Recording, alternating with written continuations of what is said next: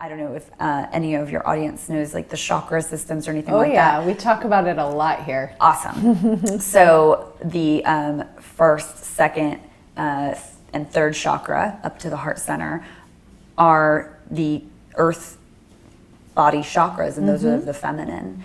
And so they fall in the feminine energetic. And then the heart, throat and heart, fifth, sixth, and seventh are in sort of the masculine energetic. And so it's indicative of this like getting down into the body to and the reason I brought that up is because it's so important to be able to be in your emotions, because fundamentally your emotions are what creates your reality. So a lot of people, and this is the difference between mindset and heart set, and why I distinguish between the two, because think and grow rich, right? Like thoughts, yes, thoughts are so important, but they're just the first step in creating, consciously co-creating your reality with the universe.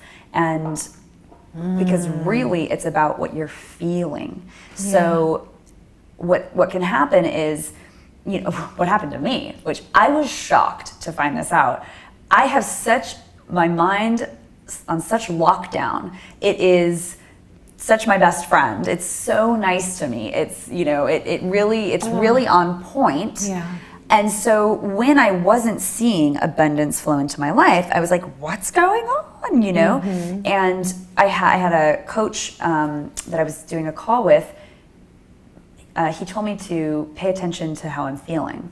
And so as I started to take note at different points throughout the days, I realized my body was feeling anxiety. And so what you're feeling creates your external environment. Yes. It's not just what you're thinking. So while my thoughts were being awesome and abundant and rich, my body state and my heart state was not. And so the emotions are very important to be able to let yourself go down into a place of stillness, to get really real with yourself about where you are. And when you do discover what's really going on for you emotionally, if it's anxiety or sorrow or any of kind of the shadow emotions, to not just try to snap right out of it or push it away or push it down, not try to kind of get spiritually disconnected from it, being like, well, I'm the observer and I have a choice in what I feel, and try to be above it or anything like that. To just allow yourself to be in that emotional place. And when it's ready to move, it will move. And then what happens is you're able to hear what your next move is. The inspiration that inevitably follows will show you what your next step is. And then when you take action from that place, going back into the masculine, it's from a really healthy place. That's inspired action. It's not a should, it's not an obligation, it is your next step. And then once you've taken that next step, you get quiet again and you listen. And this can happen from a moment to moment basis, a day-to-day basis. Oof. Yeah. You've referred to polarity as the plight of the modern day woman. Yes, the plight of the modern day woman. Yeah, for sure. Women are, whereas men get to stay in their masculine in business and at home, women are expected to completely shift their energetic in a 24-hour period. And we don't all think to dance like Ellen. Yeah, I'm so taking that tip, by the way. I will be dancing my butt off. This is so great. But really, it's like, there is and if you don't know that, if you're a powerhouse woman, which I'm sure so much of your audience is here, and the women that you've had on your show, I love powerhouse women. It's what I'm all about. Then it's likely you live more in your masculine, and so also it's likely that you've steamrolled your men, or emasculated them, or whatever, or your partner, and it's so important at that point to realize kind of what's happening on an energetic level. And also that's why I call it the plight of the modern day woman, because now that in our culture, in this time, women are empowered to go out and be awesome, amazing, high achieving business professionals, and the energetic that is necessary to support the feminine in that is structured and action and this more masculine way of being. But then you go home, right? Or you have these intimate relationships, and if you bring that energy into them, it does not facilitate intimacy at all. You're starving your family out of your nurturing, pushes it all away. Mothering. Yeah, absolutely. And so that's the plight of the modern day woman, is that we're expected to like pendulum swing from one energetic to the other, and that can be a challenge. Well, speaking of that, a lot of women have noticed, or if they haven't noticed, they're gonna recognize it as soon as it comes out of my mouth.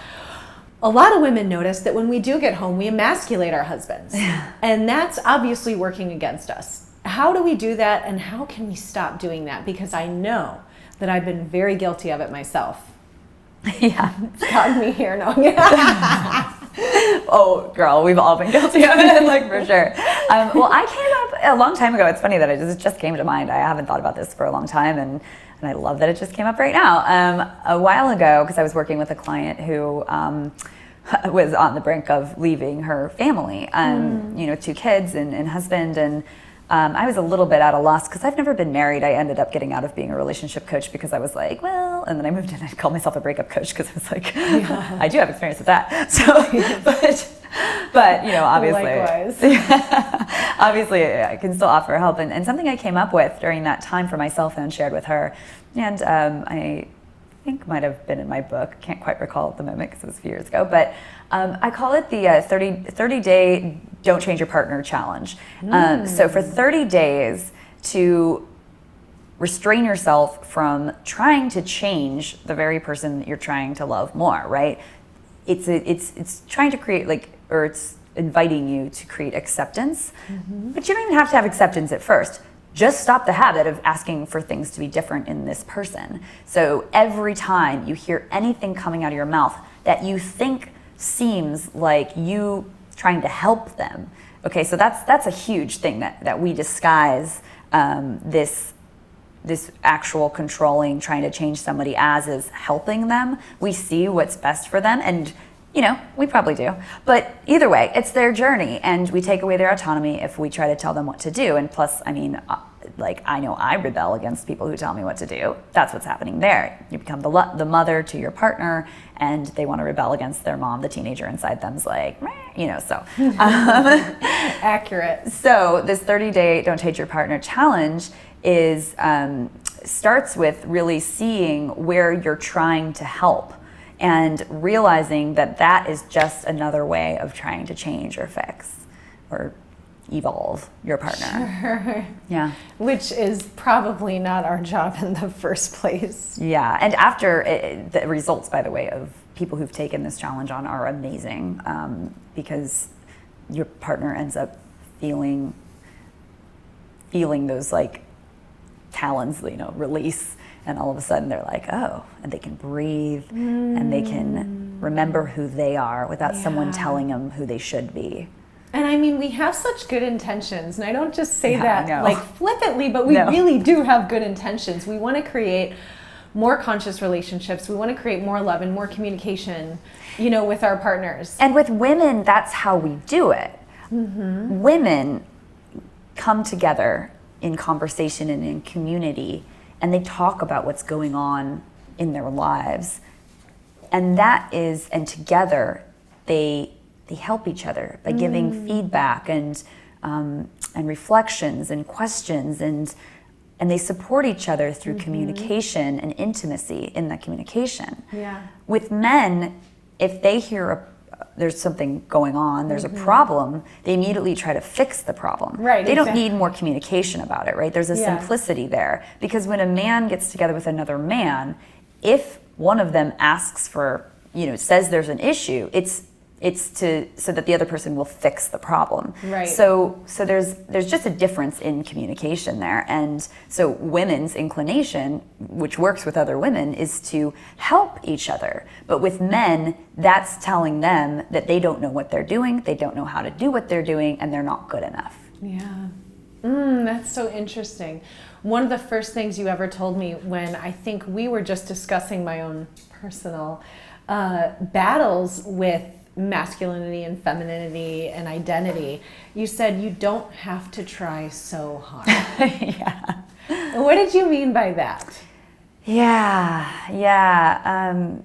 You don't, nobody, like, this is the thing, is that each of us are bringing our brilliance to this world, into what we do. And just by being ourselves, letting go of this idea that there's a right and a wrong way of being, is going to give us permission to thrive. And when we try so hard to be right, or to be perfect, or to be some exterior standard kind of way of being, or idea of what we should be versus just who we are, we actually slow ourselves down in getting what we want. People love you for who you are. The more that you can be you, loud and authentic in the world, the more you're going to get the people that resonate with you, attracting Exactly. to you. And the more that you, or one, kind of tries to fit in a box or fit in a formula of what they think they should be as a business owner or a woman, or how they should dress, how they should look, that there's a right and a wrong way of doing all of this. Well, I shouldn't curse, or I should curse because it's going to make me seem more authentic, right? Or I need to dress a certain way or not dress a certain way. I mean, all of the decisions that we make, we're looking at it from this kind of these eyes that aren't our own. So if we can turn inward and tune into what our truest expression of ourselves is, I mean, we open up the ability to attract more authentic relationships into our life in an interpersonal way, to attract to us people we actually like that we want to work with, right? I mean, anybody who's had, clients or anything that they don't like knows how brutal that can be, right? So we want to be ourselves so that we get the clients that we like to work with. Yeah. Amen. Yeah. And to take it a step further, when we're in integrity with our femininity as women, we can manifest more. And now that kind of ties into what you do as a coach. When we were discussing the ability to manifest more by the connection from your heart and your head place with that stillness, and with staying physically grounded, the lower chakras, and actually staying grounded on your feet, even touching the ground, or getting in our bodies, or whatever. You talked about that, how that can actually facilitate our ability to, as you said it, co-create with the universe. Yeah.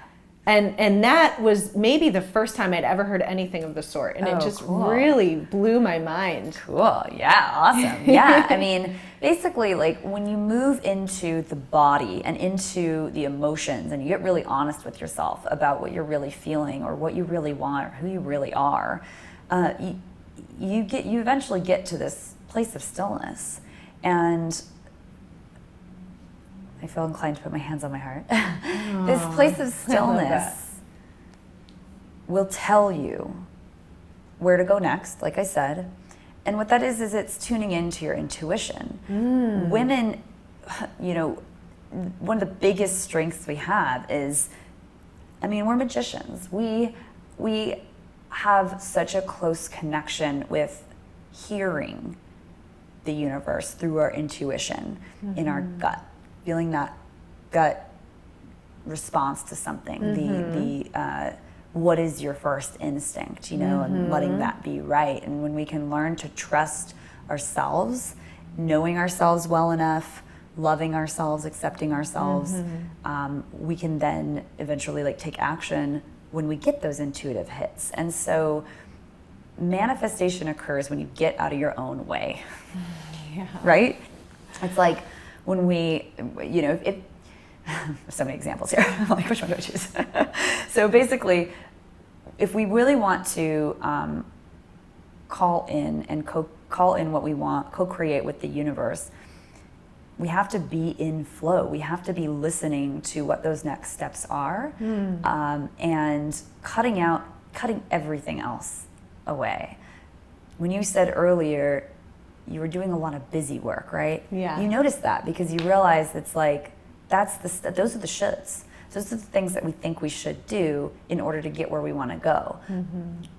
If you feel like, oh, I really got to send out, these 7 Facebook messages and these 12 emails and like all this stuff, but what I really want to do is like go take a bath or watch Netflix or something like that, or go on a walk or hang out with my son. Like, if that's what you really want to do, that's your intuition telling you what it needs. And what it needs in that moment is to get out of the masculine action and into the feminine place of stillness. Interesting. So here's the coolest part, is that when you do that, when you let yourself go take a bath or unwind and relax and go into that ease state, you do more for your business than sending out those emails or those Facebook messages actually would do. You actually call in the abundance because you let the universe figure that out, like what happened with you in your example. Oh, fantastic. Yeah. It's magic. I mean, it really is. And it's we nothing just need to learn less how to than work magic. with it. Yeah. It's nothing less than magic. It's amazing.